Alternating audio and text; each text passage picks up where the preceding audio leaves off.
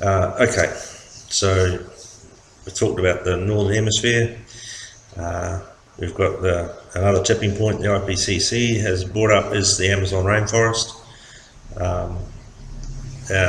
That's gone from a carbon sink to a carbon emitter, what they call a carbon emitter. There's no plan to stop that process from happening at all. Brazil continuing to deforest the Amazon, make way for cattle farming. Well, I can't do anything about that. Anyone else can do anything about that? No. And then another one's the West Antarctic ice sheets. So we saw the Larsen ice sheet, Larsen A, Larsen B, Larsen C ice sheets. They have all collapsed into the sea, and they collapsed, like each one took a couple of weeks to collapse. Just the speed of the collapse astounded the scientists who were watching the satellite imagery. Basically, just the speed of it was tremendous. It was unprecedented. Well, we didn't realise it would go that fast. Yeah, okay, it's pretty much what the scientists are saying. So your Thwaites Glacier, which is an enormous amount of ice, there was a scientific team went out there, drilled a hole in the ice sheet, dropped the probe down, or a drone, undersea drone, down the hole, sent that under the ice, took a few videos, temperature, salinity, all that kind of stuff, studied, and they found that there's an ocean current, a warm ocean current getting in under the ice and affecting the quality of the ice from underneath, so that ice is melting from the seawater side of it rather than the top. And there's a grounding zone. The ice sheet comes out onto this grounding zone that holds back the flow of ice, and that grounding zone is being affected by the sea current, the ocean current that's underneath the ice. And so what that means is 3 to 5 years from now, that ice sheet will collapse into the ocean. Have humans ever been able to affect an ocean current? No. So, if that's a tipping point, that's going to hit in 3 to 5 years, apparently, according to the scientists, not according to me. Hang on. Just real life interrupting. So the scientists who have studied this are saying that this is going to happen, inevitable. And if that's a tipping point, that's a tipping point, and then that will be reached. So there's 5 tipping points there that they're saying if we get to 1.5 degrees, they will tip. When in fact they will tip because we can't stop 1.5 degrees from happening. There's nothing in place to limit global average temperature from hitting 1.5 degrees. Now the top tier who have organised this war in Ukraine, and make no mistake, I'm pretty sure that these guys have had their hand in it. Just because Putin, Xi Jinping, all the major players around the place, they're all either part of that top tier or they communicate with it. They've all been to Davos, or they get invited to Davos. Right? I don't get invited to Davos. Right? Yeah, you got to be in the top tier to get there, or a reporter. But what goes on behind closed doors in Davos is what's important, right? And behind closed doors in other similar organisations around the world. So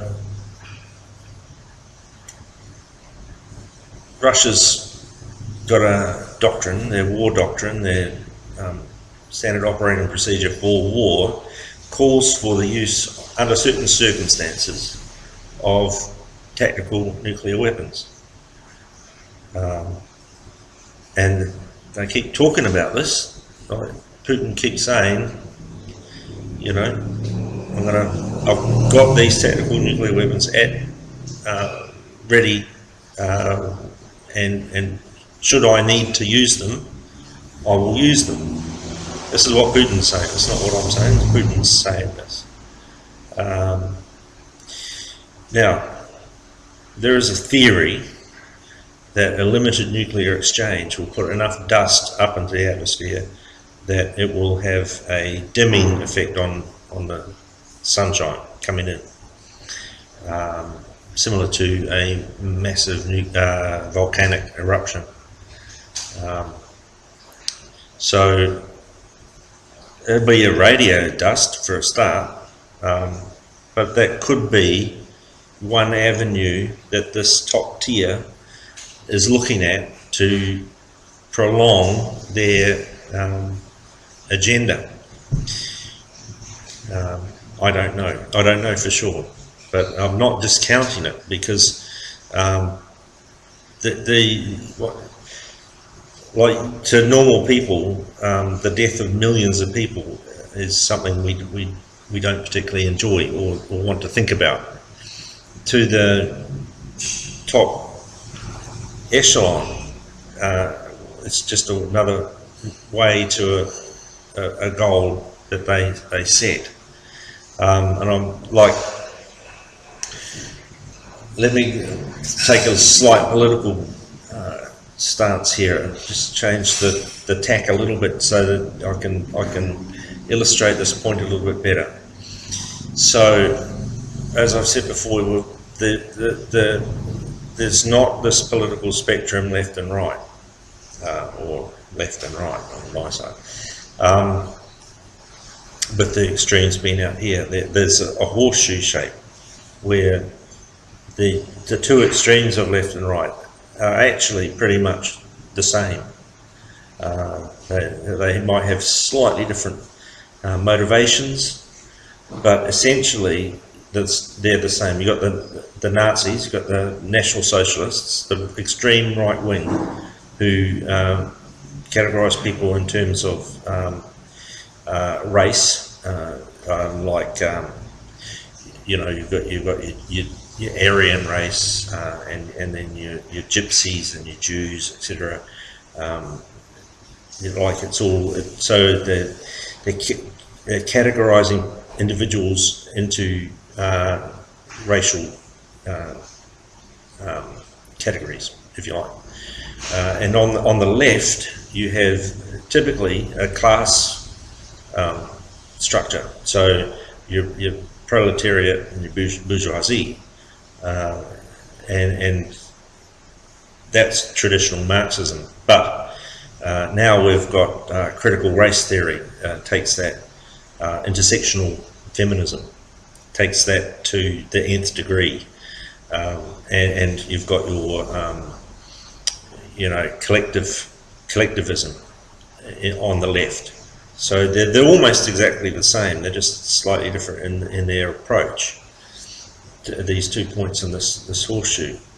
And whether it's the right or the left, you're still talking about the death of millions of people.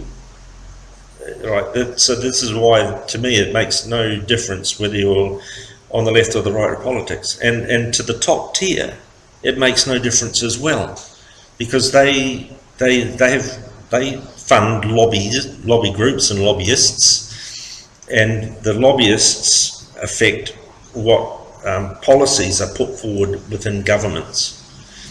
Now, if you look at the world and if you follow mainstream media, they'll be telling you that you've got communist China, the CCP, and you've got democratic America. And America's the shining light on the hill that everyone wants to get to. And the CCP are the big boogeyman who are imprisoning the Uyghurs and doing disappearing people. And you've got Putin as well, who will poison and kill dissenters and journalists, etc., etc. He'll just off them. Okay, now we've seen the West do this as well with the drone, just fire a old missile down there. Oops, sorry, we got the car full of kids. Oh, sorry about that. I meant to get the other guy. We'll do better next time. This is the way geopolitics is played.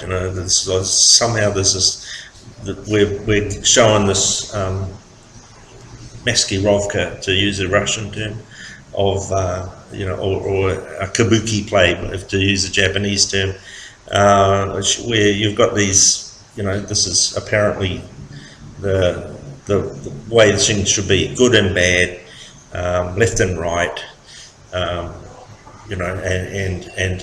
above it all, the puppet masters are actually controlling the strings, which is why nothing really there's no real change no matter who's in power. And right now, if you look at what's happening right now, you've got left-leaning authoritarian capitalism, and that's so China is left side of politics, obviously. They're authoritarian in that dissension is not tolerated, and they're capitalist, which is how they've lifted millions and millions of Chinese out of poverty.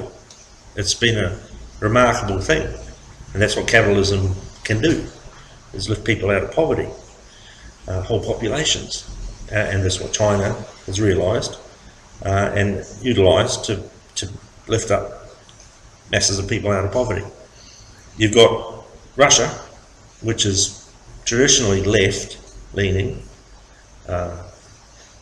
authoritarian, in that the government will kill dissenters or imprison them,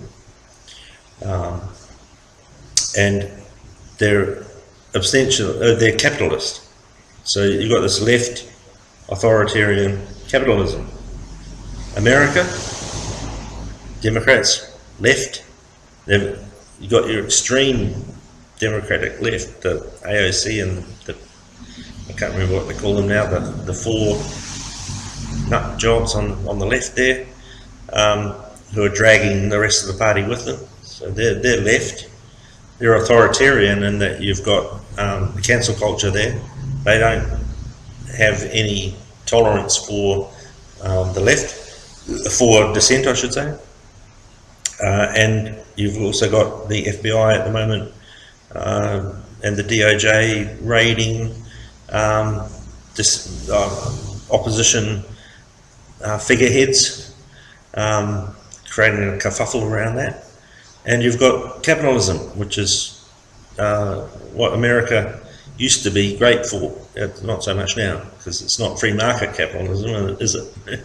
All right. So you've got. So no matter where you position yourself, that you've got the three major players in the world at the moment are left, authoritarian capitalists. And yet we're told that there's a difference between China being communist and America being apparently a democracy. They look almost identical to me. They'll do all. If you look at what Russia's saying about their invasion, they're using exactly the same sentences that America used to justify its invasion of Afghanistan and Iraq. right? There's security concern that we have. America had the terrorism. Okay, Russia's saying that Ukraine's full of Nazis. So there's a security concern, and we're having to go into create, stability for our population, and that, like, it's just like Putin's parroting back exactly what the Obama and the Bush administration have said to the world at large. It's been quite an eye-opener for me. I've been watching it going, hang on a minute, didn't the good guys say that? So the elites are at the top. Again, I'm calling them the elites. It's the top tier, right? And no matter which country or branch of government you're looking at, either way, it's serving some purpose that is not in our best interests as people, as citizens of our countries.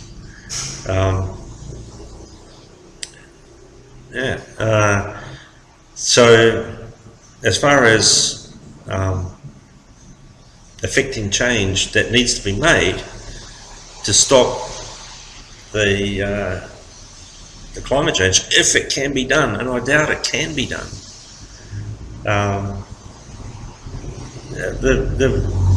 everything is against us. And here's the thing, this is obvious if you just take a step back. Like, we've got people, the climate rebellion, I think they're calling themselves, okay? They're super gluing themselves to highways and what have you, general disobedience, civil disobedience campaigns, highlighting this stuff. Like, nice, like, go for your life, don't let me stop you, but is it actually changing anything? Is anything actually getting done regarding potentially freezing the Arctic? I can't see it. There might be a few wind farms getting put on, built, and solar power stations, all good. Shutting down, like moving away from fossil fuels, is never going to happen. Okay, because the oil is not just used for power generation or for cars. There's a petrochemical industry where almost everything that you touch on a daily basis has got some relationship to oil. And so that oil, for two reasons. One is the petrochemical industry around the world. That oil must flow for that reason. Number two, oil is the reserve currency. So the US dollar is pegged to the price of oil, and so the US dollar is a reserve currency, and America will not allow that to change. Right? They've already fought wars over it. Saddam Hussein tried to sell oil in euros. He tried to set up his own oil bourse. He got killed, hung. Gaddafi in Libya tried to sell oil in what was called the dinar. Dinar is a very old currency in that part of the world, and it's pegged to gold. It's gold-based currency, and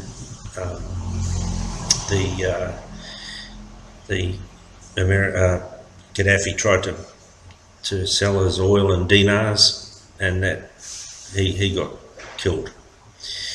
I believe Chavez in Venezuela attempted to sell his oil in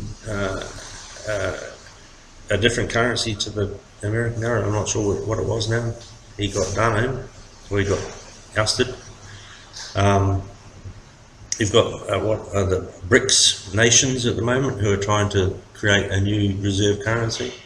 So that's not, well, it's stymied at the moment, no doubt by the Americans or the Israelis interfering in things there.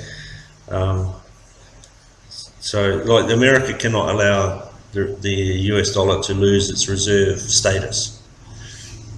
Just it's unquestionable, like, not just for America, for the world. Because if it does, if the reserve currency status is lost, the American economy will topple, it'll just collapse, and that will bring the rest of the world down as well. So it's not going to happen. They won't let it happen, and so that's where your economy's tied in to the war machine and to the climate lack of action, basically, for 40 years. And this top tier of people, they're attempting something. What it is, I don't know entirely, and I'd like to get a handle on that. If anyone out there knows more about this than me, and I'm sure there are plenty of people out there who know more about this than me, we need to get into the comments, or make a reply video to this one. Fact check me by all means. I look forward to that, and let's try and get some kind of conversation happening, something happening. This is just a start, like, just get this information out there, see what people can come up with. So like, comment, subscribe. If you can donate, please do so. It's just going to enable me to buy a better camera, get some better hardware and editing stuff, so I can do a bit more around this. Okay, so thanks for watching, and I'll make another one.